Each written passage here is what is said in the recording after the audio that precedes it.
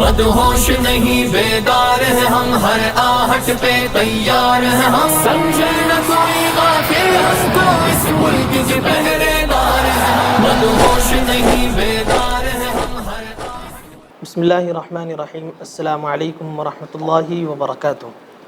محترم ناظرین اکرام، تحفظ دین میڈیا میں آپ کا استقبال ہے، خیر مقدم ہے۔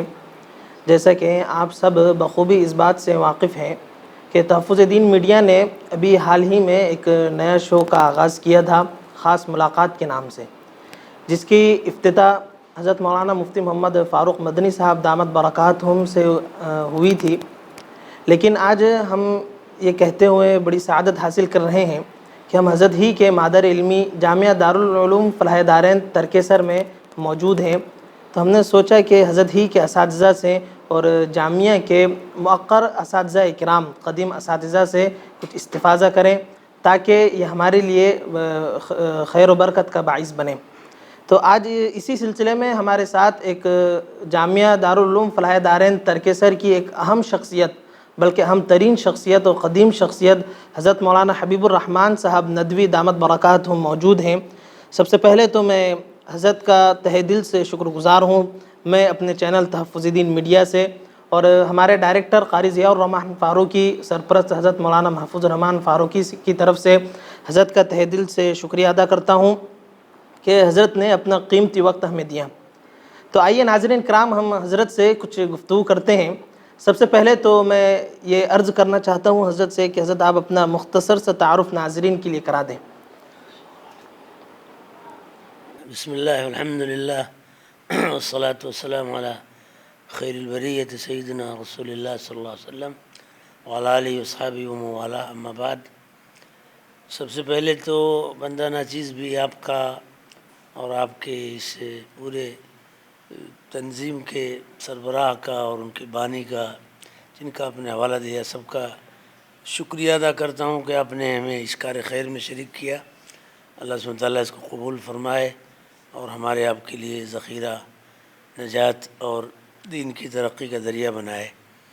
جہاں تک بند نچیز کے تعارف کا تعلق ہے، میرا نام محمد حبیب الرحمن ہے اور وطنی نسبت صوبہ بہار سے، روہتاس ضلع سے ہے، جو تاریخ کے مؤقر بادشاہ شیر شاہ سوری کی نسبت رکھتا ہے۔ تعلیم میری 13 سال ندوۃ العلماء میں ہوئی، حفظ سے لے کر افتاء تک، اور وہیں کے بڑے اساتذہ کی خدمت میں کچھ سیکھنے کا موقع ملا، اللہ اس کی برکات باقی رکھیں۔ اس کے بعد خدمت کا آغاز بڑوں کے حکم سے بمبئی سے تحقیقی ادارہ دارالسلفیہ سے ہوا، 1.5 سال 2 سال کے قریب قیام رہا وہاں۔ اس کے بعد وہیں سے بڑوں کی اور اساتذہ کے مشورے، ان کی تائید سے دارالعلوم جامعہ دارالعلوم فلاح دارین میں آیا ہوں، اور یہاں جو بھی تھوڑی بہت دین کی خدمت ہو رہی ہے، انہی بڑوں کی دعاؤں کا ثمرہ، توجہات کا ثمرہ ہے۔ یہاں ہمارا تقریباً 28-29 سال ہو گئے ہیں۔ جو کچھ بھی گزرا اللہ قبول فرمائے، آئندہ سعادت اور عافیت سے دین کی خدمت کی توفیق عطا فرمائے۔ ماشاءاللہ، بہت بہت شکریہ حضرت، آپ نے جو ہے تو اپنا مختصر تعارف ہمارے ناظرین کے لیے پیش کیا۔ حضرت آپ دارالعلوم فلاح دارین میں تقریباً 29-30 سال سے ہیں، تو جہاں تک کہ اس عاجز کے علم میں ہے کہ دارالعلوم فلاح دارین کا نصاب ایک مثالی نمونہ ہے، ایک عجیب حسین اس کا امتزاج ہے، تو اس کے متعلق آپ کچھ بیان کریں۔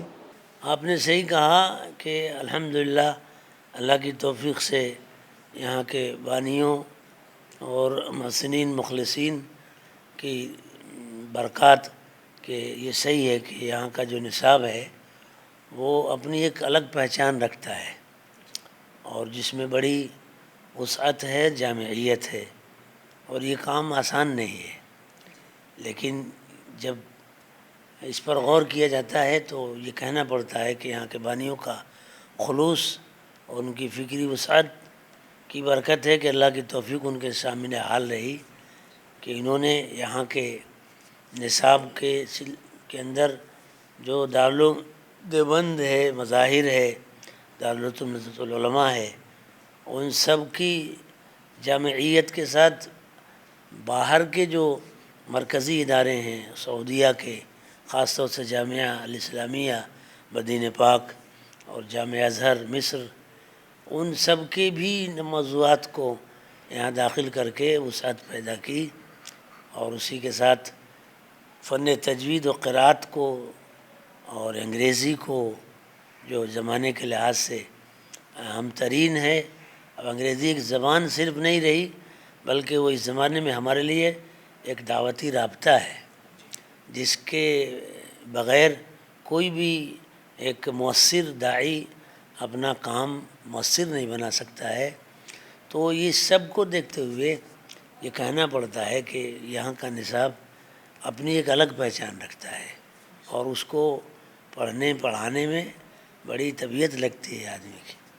جی نصابی سے متعلق ایک سوال ذہن میں ہے، میں عرض کرنا چاہتا ہوں کہ عصر حاضر میں جیسے کہ ابھی تو کچھ مدارس ایسے بھی ہیں جہاں ایک نصاب چلا آ رہا ہے جو صدیوں پرانا ہے، تو بہرحال وہ تو اپنی جگہ صحیح ہے، لیکن عصر حاضر میں آپ اپنے تجربے کی بنیاد پر بتا سکتے ہیں کہ کس طرح کا نصاب مدارس میں ہونا چاہیے اور اسکول میں کس طرح کا نصاب ہونا چاہیے ہمارے نوجوانان کے لیے، اور اسی طرح جو بزرگ ہیں ان کے لیے، اور خاص طور سے جو نئی نسل ہے یہ اس میں اتنی دلچسپی نہیں ہوتی ہے ان لوگوں کی، تو ان کو مرغوب کرنے کے لیے کس طرح کا نصاب ایک متعین کرنا چاہیے یا ترتیب دینا چاہیے؟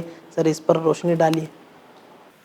اصل میں یہ آواز تو چند سال پہلے بہت ہی نامانوس آواز تھی، اور بعض طبائع اس کے سننے کی بھی متحمل نہیں تھیں، اور اس کا بڑا تلخ تجربہ ہوتا تھا.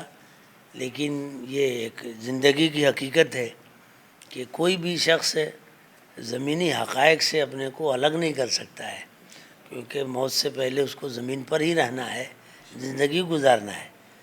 تو اس لحاظ سے اس وقت تو یہ بڑی نامانوس آواز تھی، مگر اب زمانے کے تقاضے، دعوتی رابطے اور دین اسلام کی ابدیت اور اس کی وسعت، اور ہر طبقے میں اس کی مقبولیت، اور بلکہ ہر طبقے کی رہنمائی، یہ وہ سب ایسے فطری تقاضے ہیں کہ جس کو سامنے رکھ کر نصاب کے اندر ان تقاضوں کو پورا کرنا ضروری ہوتا ہے.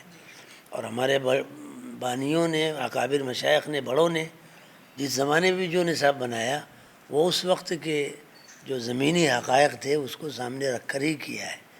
تو اس لیے نصاب میں کوئی بھی نصاب بنے تو اس کے اندر چند باتوں کو بنیادی نقطہ نظر کے طور پر اساسی اہمیت دے کر سامنے رکھنا چاہیے. ایک تو یہ کہ جو بھی نصاب آدمی پڑھے اس کا، ہم چونکہ کچھ بھی ہیں لیکن پہلے نمبر پر ہماری نسبت اللہ سے ہے بندہ ہونے کی، اور دوسری نسبت ہے حضرت نبی اکرم سیدنا خاتم المرسلین محمد الرسول اللہ صلی اللہ علیہ وسلم کی امت ہونے کی.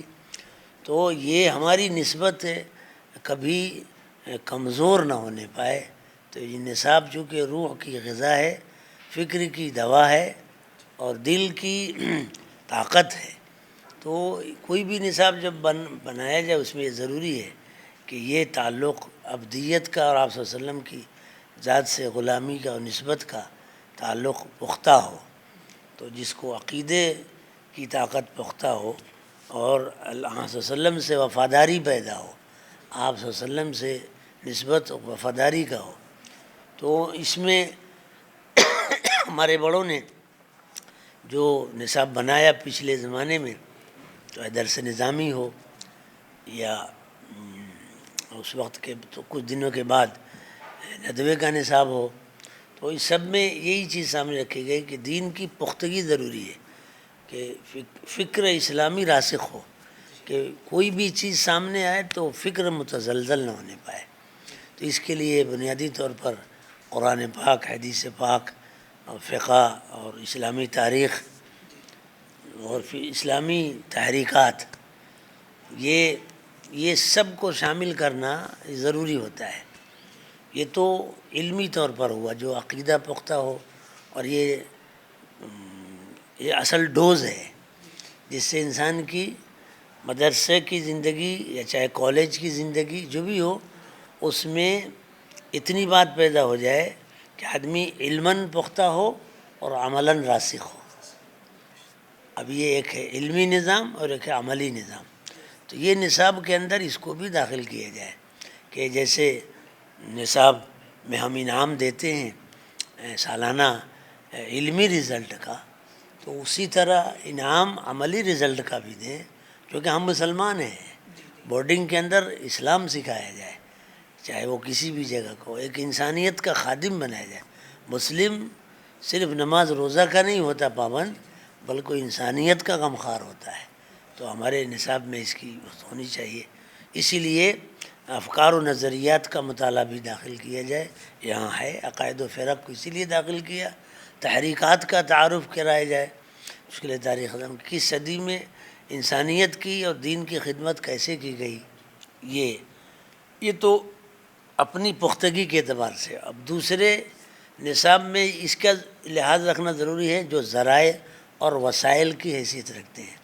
ذرائع وسائل سے میری مراد یہ ہے کہ یہ جو کچھ ہم دین سیکھیں، اسلام سیکھیں اور اپنی فکر راسخ ہو، تو یہ صرف اپنی ذات تک نہیں ہو، ہم پہنچا سکیں، تو وہ ذرائع میں زبان پختہ ہو، عربی زبان بہت ٹھوس ہو اور وہ ٹکسالی زبان ہو۔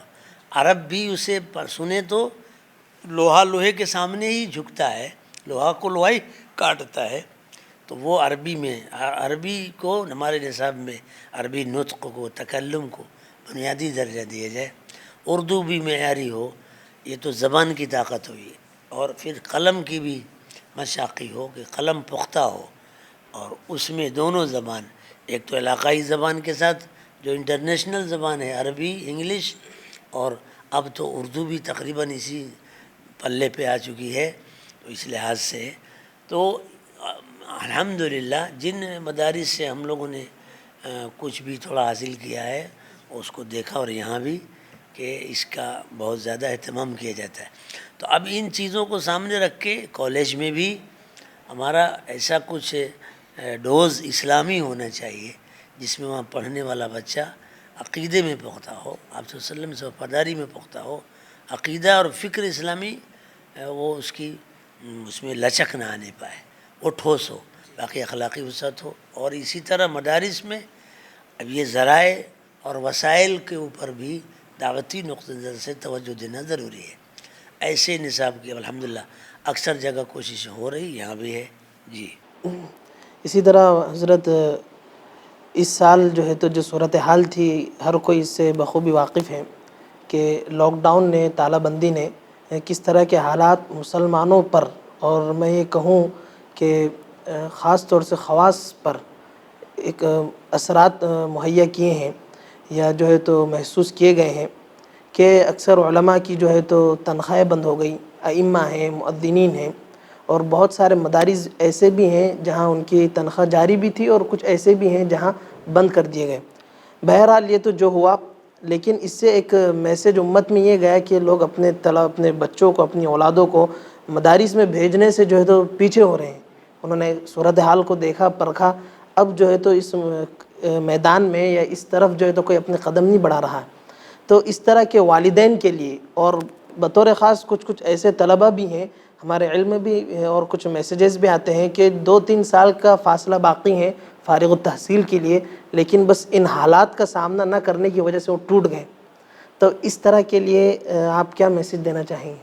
اصل میں بات آپ کی بہت اہم ہے، اور یہ فکر کرنے کی ہے جانبین سے، دونوں طرف سے۔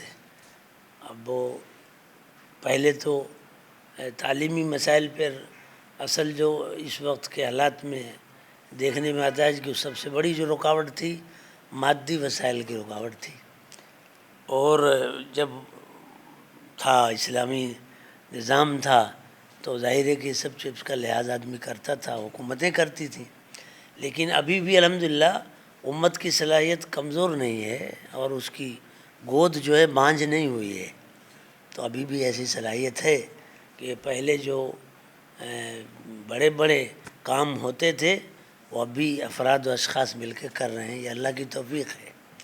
تو اس میں اس سب کے ساتھ جو اصل مسئلہ ہے کہ وہ قربانی کا جو اس راستے میں اسلام کا معاملہ اور قربانی کا معاملہ دونوں لازم ملزوم ہے. تو اس میں ہمارے لیے یہ تو دکھ کی بات ہے منتظمین کے لیے، ہم سب کے لیے، کہ بڑے بڑے جو اچھے مستقبل کی وہ ان کے اندر جھلک تھی، ایسے طلباء واقعہ جیسا آپ نے کہا کہ وہ حالات کی رو میں چلے گئے اور اب وہ دور جا چکے ہیں. تو ایک تو ان کی یہ بہت واقعی بہت سنگین مجبوری ہے. اگر اس میں دو باتیں دیکھنے کی ہے، ایک تو یہ کہ ان والدین سے یا ان ہمارے بچوں سے، طلباء سے ہماری گزارش یہ ہوتی ہے، ہم نے اور لوگوں سے بھی کہا کہ وہ تھوڑا سا ہمت اور صبر سے کام لیں، اور دین کی برکات یہ لازمی نتیجہ ہے جو ظاہری ہوں گی، تو وہ اپنا راستہ چینج نہ کریں. اگر حالات چینج ہو گئے خدا نخواستہ، یہ سال ان کے لیے مدرسے سے نسبت کا نہیں رہا، تو اب جو شوال کا مہینہ ہے، عید کے بعد ہے، اس میں کچھ اپنی تلافی کر کے پھر سے رخت سفر باندھیں اور بقیہ منزل کی طرف بڑھیں. مشہور ہے اردو کا شعر کہ گرتے ہیں شہسوار ہی میدان جنگ میں. ایسے تاریخ میں ائمہ کے ساتھ بھی واقع آتا ہے کہ معاشی تنگی آئی تو ان کا تعلیمی سفر تھوڑا موقوف ہو گیا، لیکن انہوں نے کچھ دنوں کے بعد ہی حالات سنبھالے، دعا کی، اللہ سے مانگا اور محنت کی، سنبھل گئے، تو پھر انہوں نے ٹرننگ لی. ہم اپنے ان بچوں سے ہی کہیں گے کہ پھر سے آ جائیے اور اللہ کی ذات پر امید کر کے آئیے، اور ماں باپ سے بھی کہیں گے کہ جیسے آپ نے ہمت اور صبر سے کام لے کر وہاں تک پہنچایا، قریب منزل آ گئی تو آپ مسافر کو منزل تک پہنچ جانے دیجئے. تو انشاءاللہ امید ہے کہ وہ اس پر توجہ دیں گے اور برکتوں سے مالا مال ہوں گے.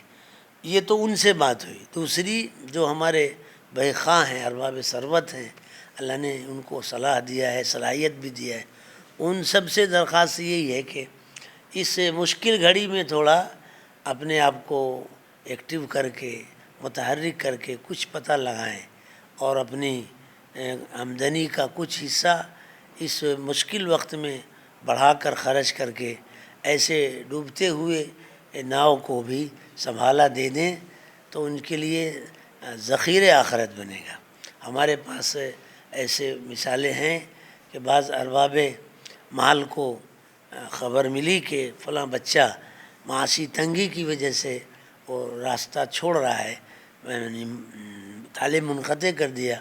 تو ایسے ہمارے احباب ہیں کہ وہ ان کو جب لگی تو دل پہ دھچکا لگا کہ یار اس کی وجہ سے وہ عالم نہیں بنے، تو بڑے دکھ کی بات ہے. تو گئے اور اس بچے سے ملاقات کی اور جا کر کے اس کے والدین کو سمجھایا اور کہا کہ تمہارا خرچہ، تمہارے ماں باپ کا خرچہ ہم دیں گے، مکمل کفالت کی. تو اس لیے جس سے جتنا ہو سکے یاد رکھیں کہ نارمل حالات میں تو کوئی نہ کوئی کھڑا ہو جاتا ہے، لیکن وفا کا خیال اس وقت زیادہ ہوتا ہے جب کہ مشکل حالات ہوں. یہ وقت بہت ہی اللہ کی رحمت کو اور آپ صلی اللہ علیہ وسلم کی توجہ کو اپنی طرف کھینچنے کا ہے.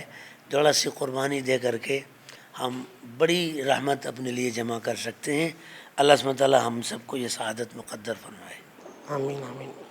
اسی طرح مولانا صاحب ایک اور سوال یہ ہے کہ ابھی انہی حالات کی پیش نظر کچھ اپنے عوام بھی، کچھ خواص بھی دیر نہ سویر لیکن سیاست کی طرف بھی اپنے آپ کو بڑھا رہے ہیں. تو اور کچھ لوگ تنقید کرنے والے بہرحال ہیں، وہ تنقیدیں بھی کرتے ہیں اور کچھ جو ہے تو چڑھاتے بھی ہیں. تو ایک مثبت نظریہ کیا ہونا چاہیے یا متوسط درجے کے اعتبار سے کہ کس طرح ان کو آگے چل کر سیاست میں قدم رکھنی چاہیے؟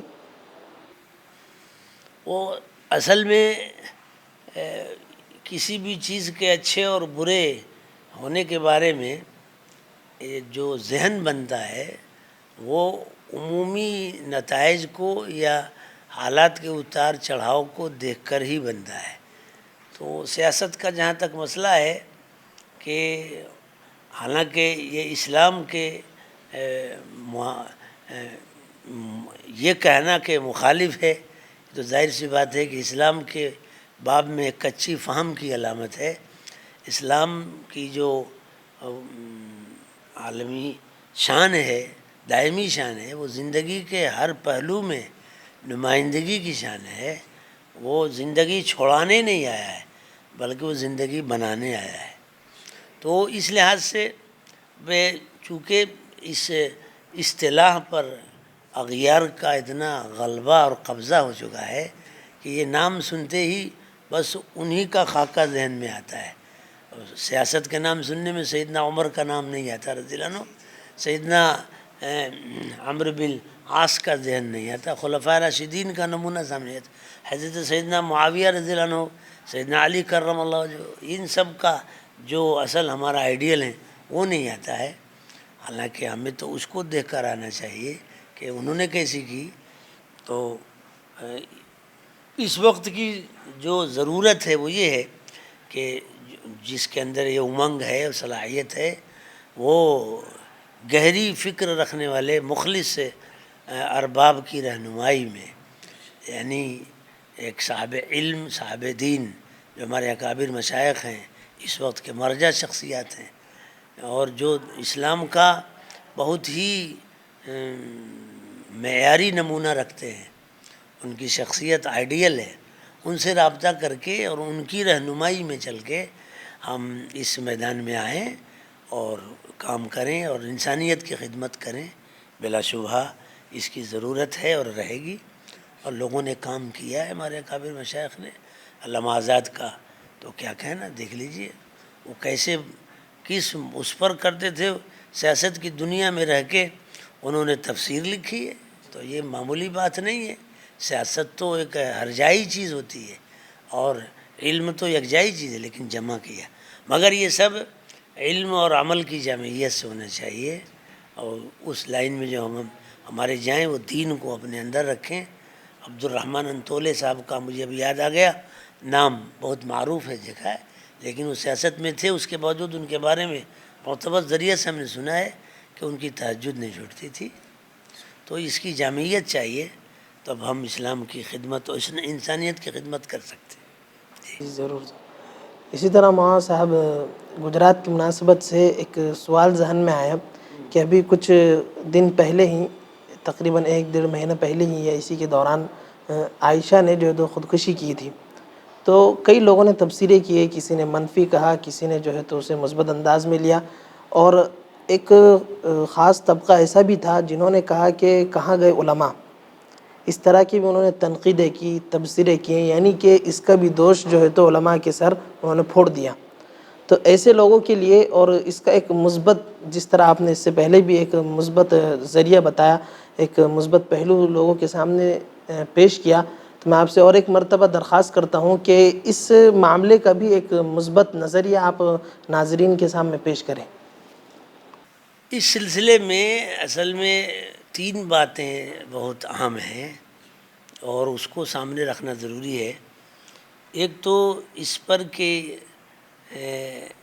اس پہلو کا جو تعلق ہے وہ ایک تو شوہر سے ہے، اور دوسری جو بات ہے اس کا تعلق بیوی سے ہے، اور تیسری جو بات ہے اس کا تعلق خاندان اور پوری امت سے ہے. پہلے ہم کہیں گے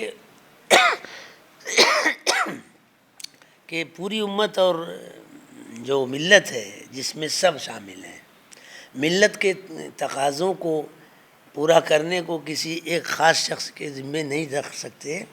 یہ تو علماء کا احسان ہے کہ وہ جگاتے ہیں. علماء ہی کی فکر اور سعی کے نتیجے میں یہ فکر بھی پیدا ہوئی کہ وہ ارباب صلاح یا ارباب منصب کو بیدار کیا. تو وہ تو جو علماء پہ تنقید کرتے ہیں ان کے بارے میں تو ہم کیا کہہ سکتے ہیں سوائے ہدایت کی دعا کے.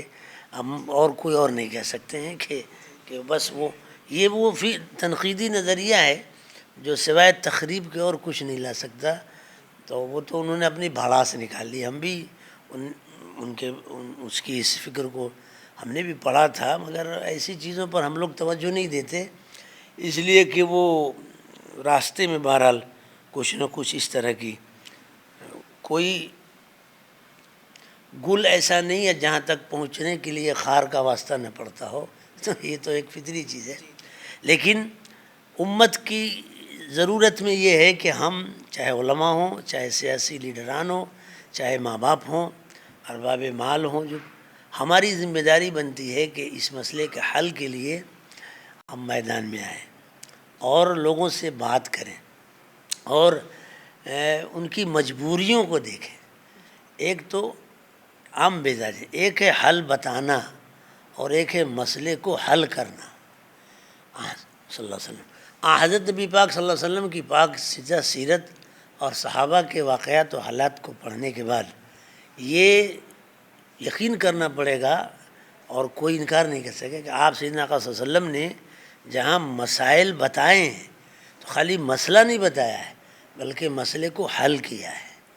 مثال کے طور پر ایک بہت مشہور سی بات ہے، آپ صلی اللہ علیہ وسلم خدمت میں ایک صحابی آئے اور آ کر انہوں نے کہا کہ آپ صلی اللہ علیہ وسلم مجھے زنا کی اجازت دے دیجیے۔ آپ سمجھ سکتے ہیں کہ اتنا یہ بدبودار لفظ ہے، اللہ فرمائے کہ ایک شریف آدمی کے سامنے اگر اس کا کوئی تذکرہ کر تو تھپڑ مار دے گا، لیکن امام المرسلین سید دو عالم صلی اللہ علیہ وسلم آپ کی خدمت میں صحابی کریں کہ آپ صلی اللہ علیہ وسلم مجھے زنا کی اجازت دے دیجیے۔ کیا رحمت تھی، آپ نے فرمایا کہ قریب فرمایا اور فرمایا کہ اچھا بتاؤ تمہارے ماں باپ ہیں، تمہارے والدہ ہیں کہاں؟ تو کیا تم پسند کرتے ہو نعوذ باللہ کہ تمہاری والدہ کے ساتھ؟ آپ فطرت کو آپ نے ابھارا تو کہا کہ یا رسول کبھی نہیں۔ تو آپ نے فرمایا کہ ہر ماں کسی کی، ہر عورت کسی کی ماں ہوتی ہے، جیسے تم نے اس طرح آپ نے تعلیم دی۔ یہ ہے مسئلے کا مسئلہ بتانا اور اب آگے مسئلہ حل کرنا۔ اب مسئلہ حل کیا کیسے؟ آپ صلی اللہ علیہ وسلم ان کو قریب کیا، بلایا اور اپنا دست مبارک ان کے سینے پہ رکھا اور دعا فرمائی کہ اللہ اپنے اس بندے کے دل کو اس گناہ سے پاک فرما دے۔ تو دعا کی برکت ہوئی کہ صحابی کہتے ہیں کہ مرتے دم تک زنا سے زیادہ نفرت اور گھن کسی اور چیز سے نہیں تھی۔ تو یہ مسئلے کا حل ہے۔ یہ تو میں نے اب ہر کوئی جانتا ہے کہ شراب پینا حرام ہے لیکن وہ مانتا نہیں ہے۔ آدمی جانتا ہے کہ زنا کرنا حرام لیکن مانتا نہیں ہے۔ آدمی جانتا ہے کہ غصب حرام ہے، سود حرام ہے لیکن وہ مانتا نہیں ہے۔ تو مسئلہ بتانا اور ہے اور مسئلے کا حل کرنا اور ہماری ذمہ داری صرف مسئلہ بتانا نہیں ہے، مسئلے کا حل کرنا ہے۔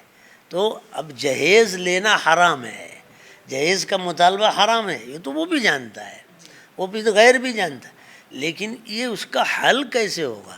اس کے لیے ہمیں زمینی سطح پر علماء کو، مال والوں کو، امت کا غم اٹھا کے جانا پڑے گا کہ جہاں کوئی ہو، شادی ہو، خبر ہے تو اس میں جائیں اور یہ نوبت نہ آئے، اس کا حل پیش کریں۔ یہ ہم آپ کے واسطے، آپ کو اللہ بہت جزائے خیر دے، آپ نے اس واسطے سے پیغام پہنچانے کی تو ذریعہ بنے، اللہ ہمیں اس کی توفیق دے۔ تو یہ ایک ہم سب کی ملی ذمہ داری ہے اور ملی ذمہ داری ایک شخص سے ادا نہیں ہوتی ہے، سب کو مل کے کرنا پڑتا ہے۔ ملی بنائی ہے مل سے تو ملیں گے تب جا کے ملی ذمہ داری ہوگی۔ تو یہ تو عمومی فکر ہے، اللہ کرے کہ یہ آواز ہم سب سن لیں۔ تو اب اور چنانچہ ایسا ہے، ہمارے سامنے دمن ایک جگہ ہے، نام سنا ہوگا آپ نے، مشہور جگہ ہے، وہاں ہم بہت پرانے وہاں گئے تھے ایک بار، تو وہاں ہم نے ایک پوچھا اس طرح سے کہ بھائی کیا کرتے ہیں آپ لوگ؟ تو معاشرتی مسئلے میں آئے تو انہوں نے بتایا کہ مولانا جب بھی کہیں شادی ہوتی ہے تو وہاں ایک ہمارے دوست ہیں، اکابر سے تعلق رکھتے ہیں بہت، اور صاحب ثروت ہیں، مالدار ہیں، متشرع ہیں، داڑھی ہے، حضرت مولانا الہ آبادی سے مولانا قمر الزمان صاحب دامت برکاتہم سے ان کا تعلق ہے۔ تو ان سے ہم نے پوچھا کیا کرتے ہیں آپ لوگ؟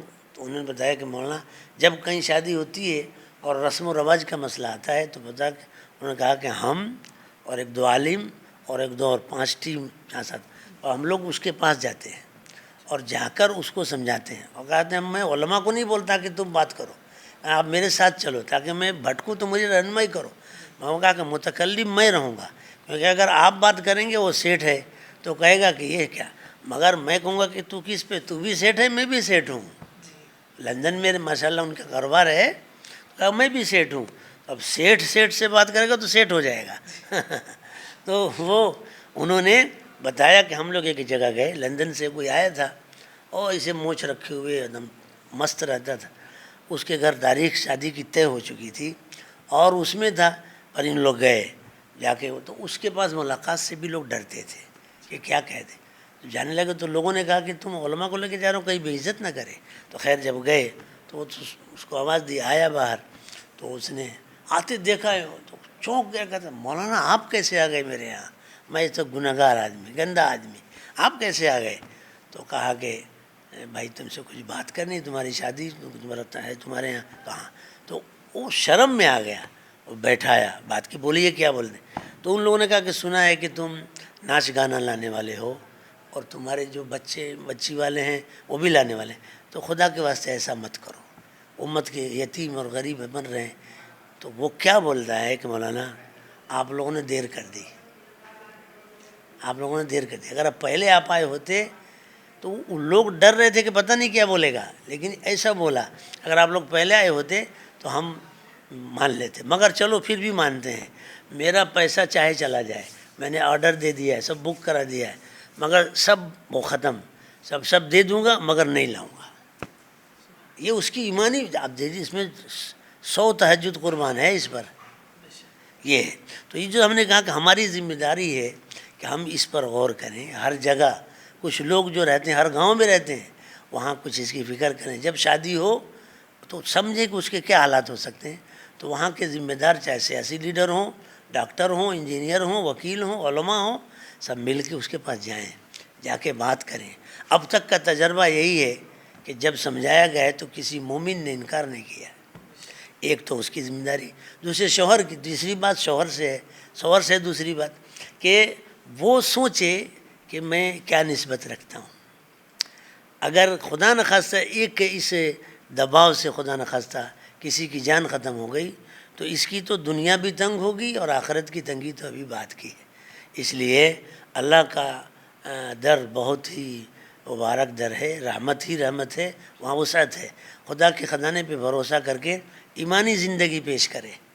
اور ایسی بہنوں سے درخواست ہے کہ یہ خودکشی کیوں، مسئلے کے حل کے لیے یا مسئلے میں پھنسنے کے لیے. یہ جو مشکلات سے گھبرا کر وہ ذہن میں آتی ہیں کہ ایسا کر لیں، تو ذرا سوچیں ایسی بہنیں، بیٹیاں، مائیں، کہ اس سے حرام موت سے تو مسئلہ ختم نہیں ہوگا بلکہ اصل مسئلے کا تو آغاز ہوگا، اصل مسئلے کی سٹارٹنگ ہوگی. اس لیے ایسے موقع پر ہمارا زخمی دل ایسی بہنوں کے ساتھ ہی ہے، ایسی ماؤں کے ساتھ ہی ہے جو ایسے مشکل حالات میں گھری ہیں. لیکن اس درد اور محبت کے ساتھ ان سے درخواست ہے کہ ایسی غیر ایمانی قدم نہ بڑھائیں. یہ مسلمان کی شان نہیں ہے. اگر یہی بات ہوتی، کتنی بھی قربانی، آسیہ سے بڑھ کر مشکلات ان پر نہیں آئیں. حضرت آسیہ تو شہزادی تھیں، ملکہ تھیں، لیکن انہوں نے فرعون کے ظلم و ستم کو برداشت کیا تو اللہ نے زندگی میں دی. اس کو سوچ لے، سمیہ سے زیادہ سختی نہیں ہے رضی اللہ عنہ، لیکن انہوں نے قبول کیا، کتنے فاقے کیے. تو ایسا تو آپ ہمت سے کام لو. مائیں بہنیں ہمت کی دیوار ہوتی ہیں، ہلتی نہیں ہے. ایسی بہنوں سے، ایسی ماؤں سے، ایسی بیٹیوں سے درخواست ہے کہ کچھ بھی ہو، اللہ کی بندی ہو اس کا لحاظ کرو، آج وسلم کی امتی ہو اس کا لحاظ کرو. اس مشکل پہ صبر کرو گی تو تمہارا مقام صابرین صابرات میں ہوگا اور جنت کا سودا ہوگا. اس لیے یہ حرام قدم نہیں بڑھانا چاہیے، کیونکہ اس پر تو مشکل اور بڑھ جاتی ہے، ختم نہیں ہوتی ہے. وقتی مشکل سے ہٹ کے اور لمبی مشکل میں پھنس جاتا ہے. جی ناظرین اکرام، آپ نے دیکھا اور سنا کہ کس طرح حضرت مولانا صاحب نے ایک اتنا بہترین مثبت نظریہ امت کے سامنے پیش کیا. یقیناً میں سمجھتا ہوں، بلکہ میں گارنٹی دیتا ہوں کہ آپ یہ نظریہ سن کر سمجھ کر جو ہے تو بہت ہی پرمسرت ہو رہے ہوں گے. خیر ناظرین، ہم حضرت کا زیادہ وقت نہ لیتے ہوئے میں اخیر میں ایک ہی گزارش کرنا چاہتا ہوں کہ آپ تحفظ دین کے ناظرین کے لیے کوئی خصوصی پیغام دینا چاہیں ہمارے اس پلیٹ فارم سے. جی، مجھے بھی بہت خوشی ہوئی کہ ایک دل کی صدا آپ کے واسطے سے ہمارے ایمانی بھائیوں اور بہنوں تک پہنچی. اللہ ہمیں اسے قبول کر کے اور اس پر عمل کی توفیق عطا فرمائے. آپ کا اور آپ کے اس پورے سلسلے کا، اس میڈیا کا اور اس پورے نظام کا تحفظ دین نام ہی ماشاءاللہ مبارک نام ہے. اس کے واسطے سے ہم آپ سب سے یہ درخواست کریں گے کہ یہ جو ہفتے واری ان کا ہمارے احباب نے پروگرام رکھا، یہ تو میں نے سوچا بھی نہیں تھا پہلے سے، کوئی تو بس تھوڑی دیر پہلے بات ہوئی اور یہ ایک بیک ذہن کی باتیں تھیں، لیکن آپ اس کو ہم نے خود اپنے حق میں نافع پایا، تو آپ حضرات بھی اس کے لیے جب بھی ان کا اعلان ہو تو اس طرح کے پروگرام کو آپ سنیں، اہتمام سے احباب میں اس کا سلسلہ بڑھائیں، بلکہ ایک انتظار رکھیں کہ فلاں دن یہ پیشکش آنے والی ہے۔ یہ ایک علمی فکری دینی ڈوز ہے، جس سے جیسے جسم کا خون پروان چڑھتا ہے ظاہری ڈوز سے، تو اس سے ایمانی خون پروان چڑھتا ہے، اس طرح کے ڈوز تھے۔ تو اس لیے آپ اس کے لیے دعا کریں، بقا ترقی کی دعا کریں، اور جس قدر بھی ہو سکے اس میں آپ خود شرکت کریں، ہماری دعا بھی ہے اور آپ سے التجا بھی ہے۔ بہت بہت شکریہ مولانا صاحب۔ ہم حضرت کا جو ہے تو ہمارے تحفظ دین میڈیا چینل کی طرف سے میں خود اپنی جانب سے ڈائریکٹر اور سرپرست قاری ضیاء الرحمن صاحب فاروقی، مولانا محفوظ الرحمن فاروقی کی طرف سے حضرت کا تہہ دل سے شکریہ ادا کرتا ہوں کہ حضرت نے اپنا قیمتی وقت دیا، اور تکلیف کے لیے میں معذرت بھی طلب کرتا ہوں۔ خیر ناظرین، آج کے لیے بس اتنا ہی، پھر انشاءاللہ اگلے ہفتے کسی اور اہم شخصیت کے ساتھ ملاقات ہوگی۔ فی الحال ہمیں اجازت دیجیے۔ السلام علیکم ورحمۃ اللہ وبرکاتہ۔ جی وعلیکم السلام۔